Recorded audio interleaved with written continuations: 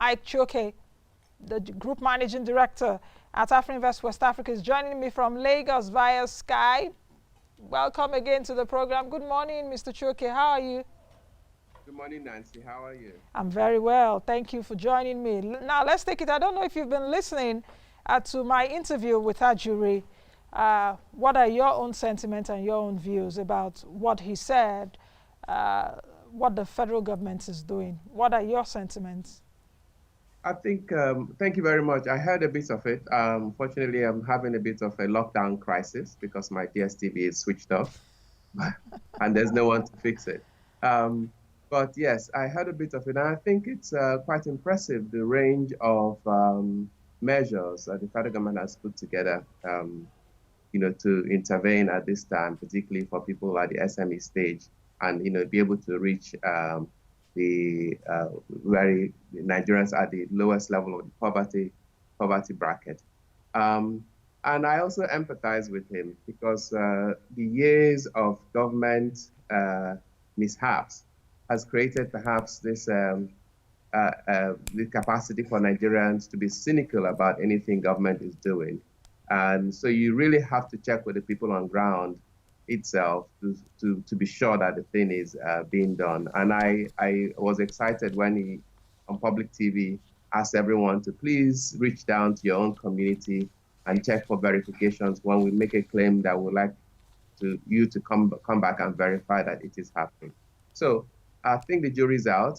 We'd like to hope that they are successful because all these supports are very critical and needed and appropriate at this time.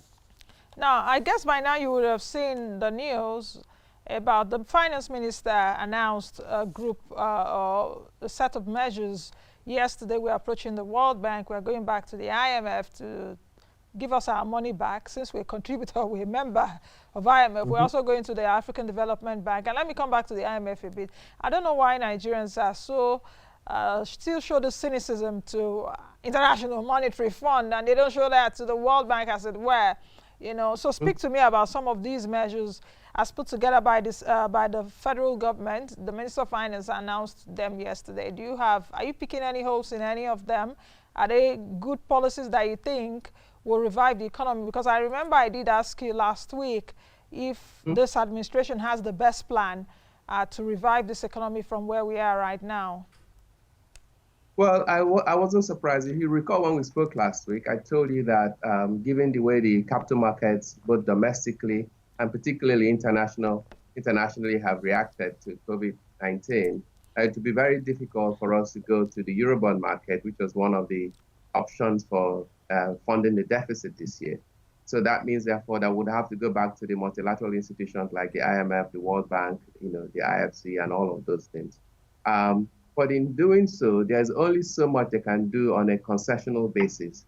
The rest that they can give you, which are larger amounts, may be tied to certain reform measures, which for years Nigeria has been reluctant to implement.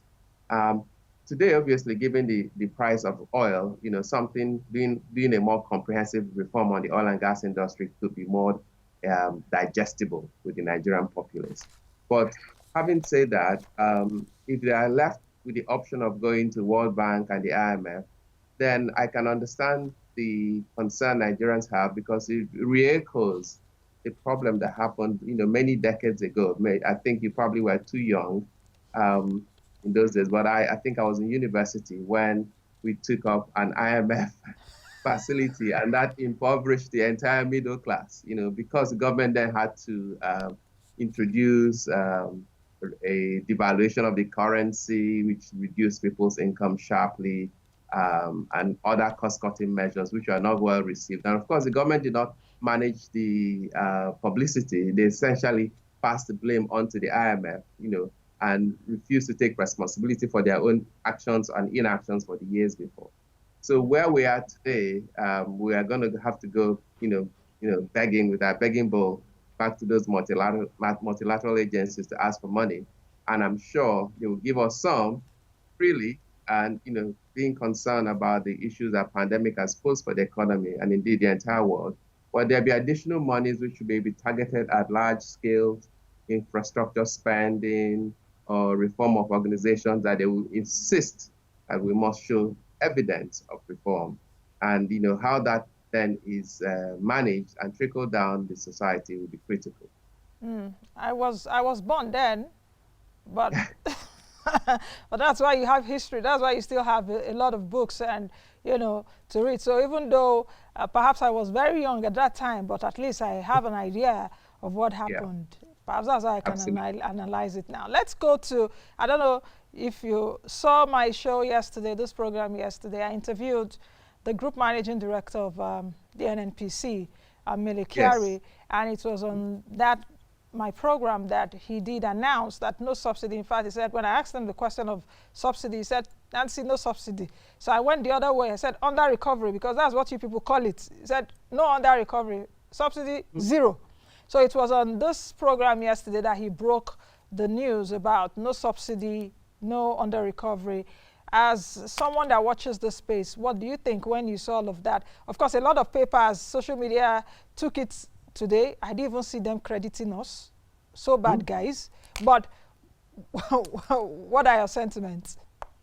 I think it's, like I said, it's really because of the decline, the very sharp decline in the oil prices, which means that there's actually no money necessity for any under recovery or subsidy, depending on what you want to call it.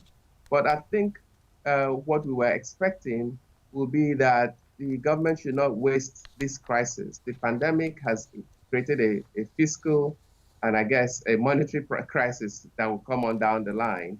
But given the nature of the laws, I think it's appropriate for the government to use the opportunity to go to the laws around the oil and gas sector and make permanent changes there.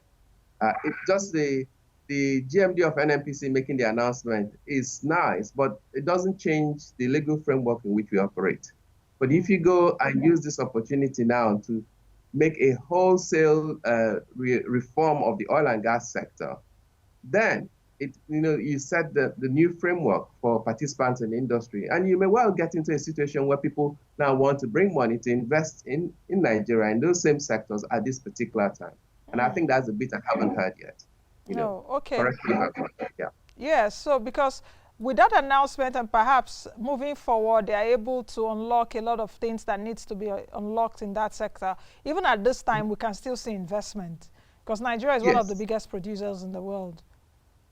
Well, it will be a challenge to find investment. I mean, given all the issues the GMD talked about, clearly many oil producing countries are giving away the oil for free at this point, rather than shutting in their wells. So it will be very difficult for us to even see any money coming to us for some time. But what we are not seeing is the government willing to go and make a comprehensive change in the laws and the bills governing the oil and gas industry. And if we were to do that, this is an excellent time window to do those changes. And so we then set the template that new investors and existing investors can then use to start reforming their business and help, probably use more local ingenuity, more local capacity to start regenerating the Nigerian economy and set us up for growth in the future. Because, we could go through this crisis and 2 or 3 years later, the oil price comes back to a level like $40 or $50. Then what happens? Then we go back to square one and we'll start this whole rigmarole again. It's only when there's a problem that we'll talk about, removal of subsidy, there's no more subsidy, there's no more under recovery. But we have actually not gone to the problem, which is that the extant laws do not allow, free private sector participation. You understand? Yes, I do. Now, we've been talking so much about in whatever crisis there's an opportunity. Yes. What are the things that the government should begin to do now across all levels? I'm not just talking about the central government, even states. What are the things they need to begin to do now so that we don't waste this crisis? I know it's a difficult time. It was even difficult before the pandemic. Now it's going to be more difficult. Like I also said last week that we are in a bad situation. It may get worse even before we get better, but we must do things to be able to transit between bad, worse, and better. So what are the things we need to do and not to waste this crisis? Can you itemize 1, 2, 3, 4, 5 things we can do as a matter of emergency? I think given where we stand and the way the crisis, the COVID-19 crisis is raging overseas, in Nigeria it still seems to be little pockets of positive cases we are seeing, and unfortunately a few casualties. But I think that there has to be more done for awareness, particularly at the grassroots level, so that more and more Nigerians are aware and concerned about the potential for this pandemic to create havoc. That's critical. And I think there should be more campaign in terms of awareness, in terms of preventive measures, good hygiene. So for a government, it's nice to tell people to wash their hands regularly, but if they don't ordinarily have water in their homes, then clearly that's a challenge. So you can then think about where you should focus your energies in terms of making sure people have the basic infrastructure, the utilities that support livelihood. So good water supply is helpful because it helps to mitigate other diseases other than just COVID-19. Obviously, the healthcare infrastructure is one place where people are focusing on. There's all this talk about building isolation centers, buying ventilator machines and all the ICU stuff. I worry significantly when you think of how complex a ventilator machine is and the supporting peripherals that go with it. And you don't have electricity, you have to run a diesel generator behind it. Then clearly, you're going to be challenged. I think more preventive measures like using the crisis to rebuild our primary healthcare infrastructure and be able to build a permanent healthcare system out of this will be better money spent, I think, ultimately. Not that you shouldn't build isolation centers. Yes, that should be built, but I think they should be built more in permanent structures that can be used as hospitals, after the crisis has ended. To build them in an event center, yes, it's helpful if we're having lots of people falling sick at the same time or expecting that to happen. But event centers are actually not hospitals, and I'd rather that we don't, turn this into sort of an event business where everybody is dropping one canopy filled with hospital beds, but rather go back to the existing infrastructure or use it to actually build a new hospital, which can be done in 2 to 3 months in many parts of Nigeria if you just want to have structures to put in beds. And those are the sort of ideas. And then create a system for the healthcare industry, a system for delivery of basic infrastructure, a system for making sure our food, our access to food is secure, because those are the fundamentals that drive the existence of the ordinary Nigerians. For the people at the top, the elite, they will take care of themselves. But if you think about 100 million poor Nigerians, then you certainly have to know, I think all governments, both state and federal alike, need to refocus their priority. And I think just those 3 areas, that would be sufficient. Part of that, there are opportunities that the pandemic will present, which is investment in the industries that will be supported by either the CBN intervention program or the federal government intervention program. Manufacturing, like we've now realized that local manufacturing of basic things is helpful, because if we can do some of these things ourselves, then we don't have to be worried about whether India has, stopped the export of chloroquine, for instance.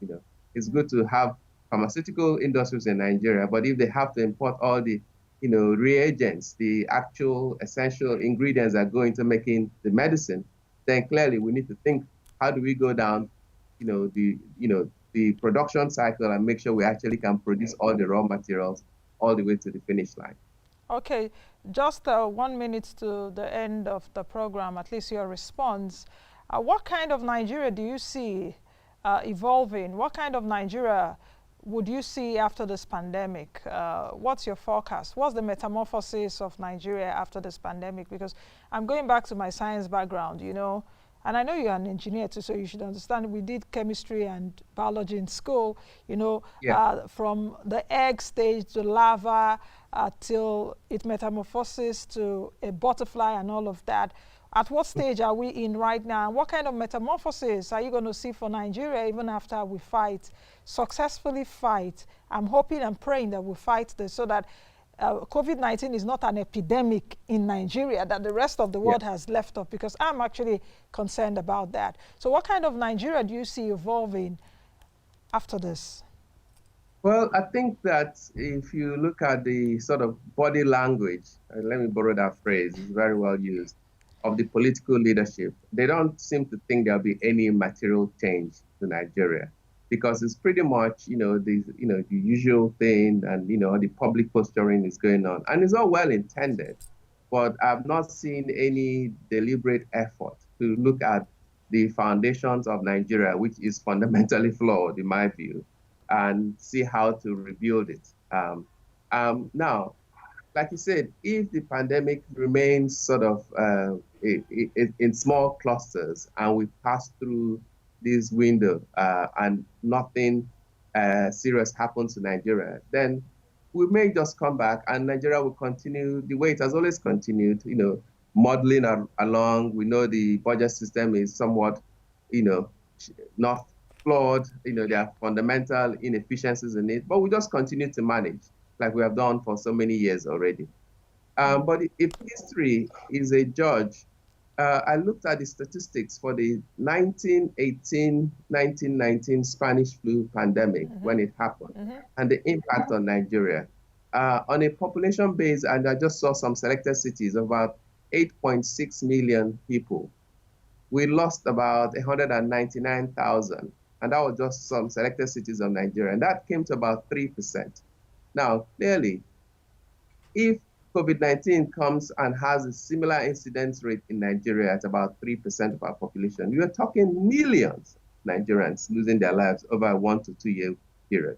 And we don't know that yet. And so, on one hand, it could be an effect that, rages on in the US and most of the sort of more temperate climates of the world and doesn't come to the tropics because of the issues we have with malaria. Malaria incidents and the fact that we've all been taking chloroquine for many years, and the talk is that chloroquine could be could have some kind of resistance to the pandemic. But if it's not the case, and it can actually affect us as adversely as what we are seeing in the United States, then we could have a serious problem. Okay. In that scenario, then I'd imagine that the leadership would have to really go back to the drawing board and begin to tinker with a structure for a more transparent, a more inclusive Nigeria. Because at that point, like Ejiro said, we need all hands on deck transparently in order to solve that problem. Thank you very much, Mr. Chioke, for joining me today on the program and